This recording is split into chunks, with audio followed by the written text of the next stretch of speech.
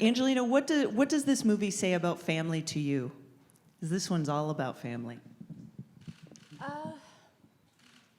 It's about family. It's also about it's about a few things to me. It is about family, and it's Aurora and Maleficent were first brought together and became a family. They weren't really expecting it. Maleficent was harmed in her life, and she'd lost herself and lost her ability to, I think, be soft or feel love, and the love of a child, which certainly happened for me in my life.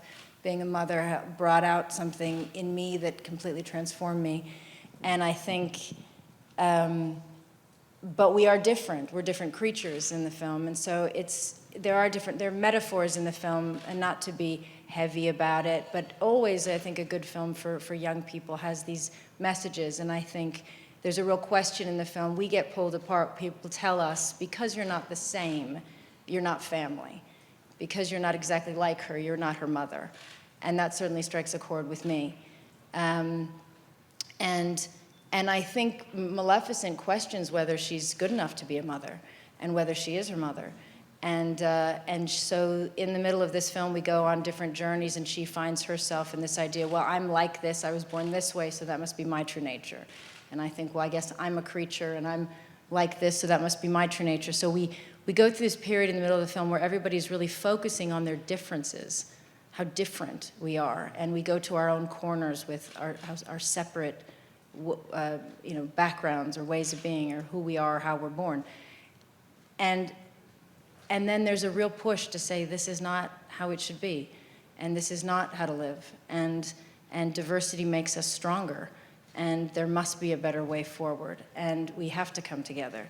And so we do that in the film with the humans and the creatures and the Morpho coming together. We do that as a family, and we come together and we fight against this separation, and we unite, and we say this is the world we choose to live in. And I think that is a really important message. Prince Philip in this movie is really torn between his family and then sort of his chosen family, his new family. How does your character deal with that enormous conflict in that really fabulous wig?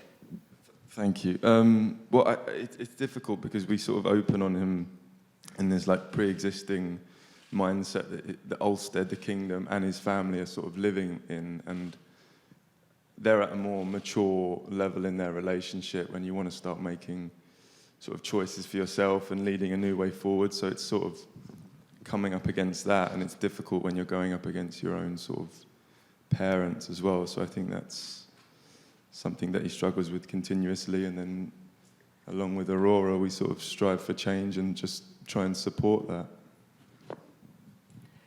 And Sam, Dioval has such a unique relationship with Maleficent.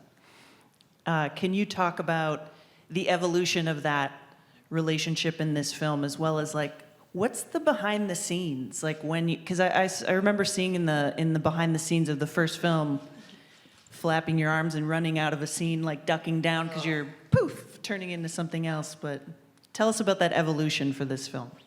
Well, one of the things I really enjoyed about the first one was the sort of the bickering that we had between one another. And I think I imagine that's developed over the last 6 years. We've become the sort of surrogate parents of Aurora. And Dioval is sort of one of the only ones who is brave enough to contradict her in some of her behaviors, or suggest, means of being more polite, or how humans behave. And we had a lot of fun playing this sort of thing. Joachim, let's talk more about this new land that we're seeing, the land of the Fae. Can you talk about the process of creating that world? What were some of your initial ideas that came to life? Yeah, no, I think it was important for us to create a bigger universe for this movie, and in that sense, this is Maleficent's being thrown into exile and discovers that she's not the only Dark Fae, and that universe and their nest of origin, so to speak, took a lot of planning, a lot of meetings, and a lot of amazing artwork. And I think the big inspiration for me and for us was probably nature.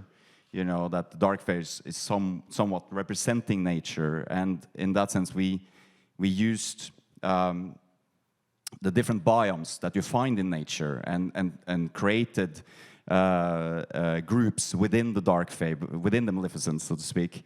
You know, there were tundra, there were forest, jungle, and desert, and everything became centered around that and designed around that, and also their habitats in the nest that they are living. Please give it up for Ed Skrein, Chiwetel Thank you very Ejiofor, much, everyone. Thanks for Michelle coming. Pfeiffer, Angelina Jolie, Elle Fanning, Harris Dickinson, Sam Riley, and Joachim Roning.